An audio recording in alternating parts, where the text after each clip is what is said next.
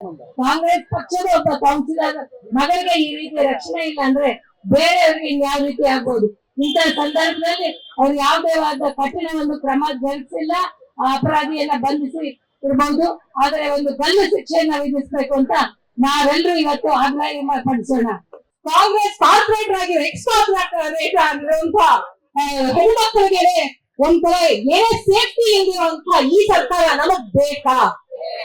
ಹಾಗಿರುವಾಗ ನಮ್ಮ ಸರ್ಕಾರ ಯಾವತ್ತೂ ಒಂದು ಹೆಣ್ಣು ಮಗುನ ನೆಟ್ಟಾಡಿ ಅದಕ್ಕೊಂದು ಸ್ಥಾನ ಮಾನ ಕೊಟ್ಟಿರುವಂತ ನಮ್ಮ ಸರ್ಕಾರಕ್ಕೆ ಈ ನಾವೆಲ್ಲ ಸೇರ್ಕೊಂಡು ಮಾಡುವಂತ ಈ ಹೋರಾಟ ಪ್ರತಿಫಲ ಪಡಲೇಬೇಕಾಗಿದೆ.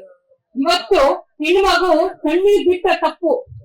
ಹೀಗಿರುವಾಗ ಒಂದ್ ಹೆಣ್ಮಗುನ ಅವರ ಅಮ್ಮನ ಮುಂದೆ 16 ಸರಿ ಚುಚ್ಚಿದಾರಲ್ಲ ಅಂತ ಅವ್ನು ಏನ್ ಮಾಡ್ಬೇಕು ಅಂತಿದೀಯ? ಏನ್ ಮಾಡ್ಬೇಕು? ಗಲ್ಲ ಹಾಕ್ಬೇಕು.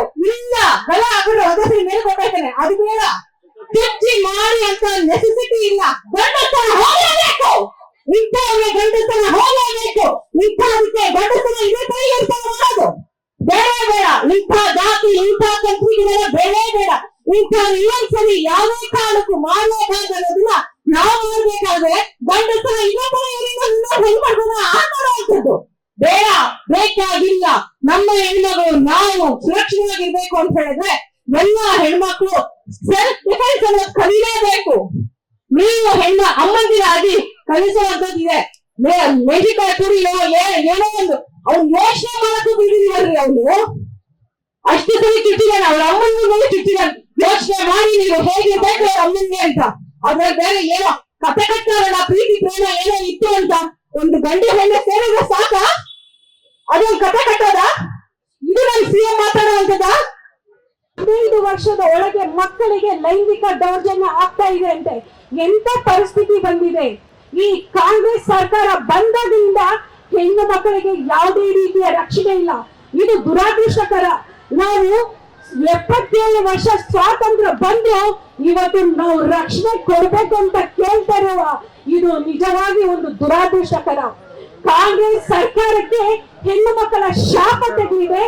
ಕೂಡಲೇ ಆ ಕಾಂಗ್ರೆಸ್ ಸರ್ಕಾರ ವಿನಾಶವಾಗಲಿದೆ.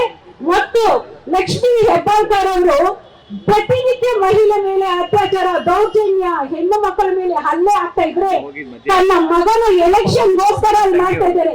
ನಾನು ನೇರವಾಗಿ ಕೇಳ್ತೀನಿ, ನೀವು ಸಚಿವರಾಗಿರೋದು ಬೆಳಗಾವಿ ಮಾತ್ರನಾ ಮತ್ತು ನಿಮ್ಮ ಮಗನ ಎಲೆಕ್ಷನ್ ಗೆಲ್ಲಿಸದ? ಈ ಕೂಡಲೇ ನಿಮ್ಗೆ ಯಾವುದೇ ನೈತಿಕತೆ ಇಲ್ಲ, ನೀವು ರಾಜೀನಾಮೆಯನ್ನು ನೀಡಲೇಬೇಕು. ಯಾಕಂದ್ರೆ ಈ ಒಂದು ಕೃತ್ಯಗಳು ಪ್ರತಿನಿತ್ಯ ನಾವು ನೋಡ್ತಾನೆ ಇದ್ದೀವಿ. ಅದರಿಂದ ಕಾಂಗ್ರೆಸ್ ಸರ್ಕಾರಕ್ಕೆ ಹೆಣ್ಣು ಮಕ್ಕಳ ಶಾಪ ತಗಲಿದೆ. ಈ ಕೂಡಲೇ ಆ ವಿಕೃತ ಮನಸ್ಸಿನ ಫಿಯಾಜ್ ಅನ್ನೋನಿಗೆ ಗಲ್ಲು ಶಿಕ್ಷೆ ಕೊಡ್ಲೇಬೇಕು. ಪ್ರತಿನಿತ್ಯನೂ ನಾನು ಧಾರವಾಡ ಕಮಿಷನ್ಗೆ ಫೋನ್ ಮಾಡಿದ್ದೆ. ಅವರು ಸೆಕ್ಷನ್ 302 ಸೆಕ್ಷನ್ 506 ಹಾಕಿದ್ದೀನಿ.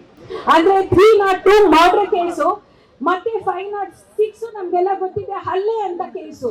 ಈ ಕೇಸನ್ನು ತಿರುಚಕ್ಕೆ ಮಾಡ್ತಾ ಇದ್ದಾರೆ. ಈಗಾಗಲೇ ಕಮಿಷನರ್ ಹೇಳಿದ್ರು ನಾವು ಇದನ್ನ CIDಗೆ ಕಳಿಸಿದ್ದೀವಿ, ರೆಫರ್ ಮಾಡಿದ್ವಿ. ಈ ಕೇಸನ್ನು ತಿರುಚೋದು ಬಿಟ್ಟು ಆ ಹೆಣ್ಣು ಮಗಳ ಸಾವಿಗೆ ನ್ಯಾಯ ಕೊಡ್ಬೇಕಂತ ನಾವೆಲ್ಲರೂ ಈ ಮುಖಾಂತರ ಕೇಳ್ಕೊಳ್ತಾ ಇದ್ವಿ. ಕೇಳೋದಲ್ಲ, ನಾವು ಆಗ್ರಹ